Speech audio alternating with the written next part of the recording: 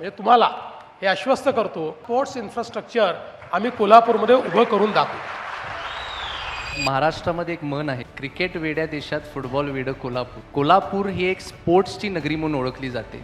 कुस्ती, football, shooting, swimming अशा अनेक स्पोर्ट्समध्ये आमच्या खेळाडूंनी चांगली कामगिरी केली आहे। स्वप्नील कुसाळे, वीर धवल खाडे, तेजस्विनी सावंत, राही सरनोबत, मी स्वतः साहेब एक फॉर्म्युला 3 वर्ल्ड चॅम्पियन आहे।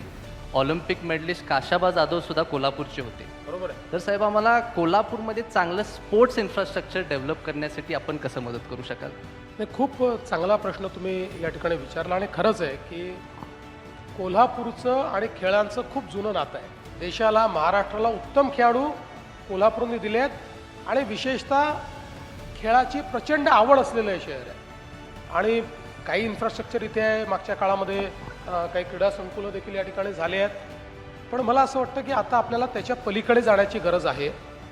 आपल्याला वर्ल्ड क्लास स्पोर्ट्स इन्फ्रास्ट्रक्चर कसं तयार करता येईल याचा विचार करावा लागेल आणि विशेषतः आता स्पोर्ट्स जे आहे हे केवळ खेळापुरतं मर्यादित नाही आहे। स्पोर्ट्सची एक इकॉनॉमी आहे, एक स्पोर्ट्सची अर्थव्यवस्था आहे आणि आता खेळाडू हा व्यावसायिक होतो आणि त्या खेळाडूला आता खेळाच्या मैदानासोबत न्यूट्रिशनिस्ट हवा आहे, न्यूट्रिशनची एक त्या ठिकाणी गरज पडते, फिजिओथेरपिस्टची गरज पडते, वेगवेगळ्या पद्धतीच्या कोचेसची गरज पडते आणि म्हणून आपण खेलो इंडियाच्या माध्यमातून आता या संदर्भातले काही इनिशिएटिव्ह हातात घेतले आहेत। पहिल्या टप्प्यामध्ये आपण पुण्याच्या बालेवाडीमध्ये खूप इम्प्रूव्हमेंट केल्या।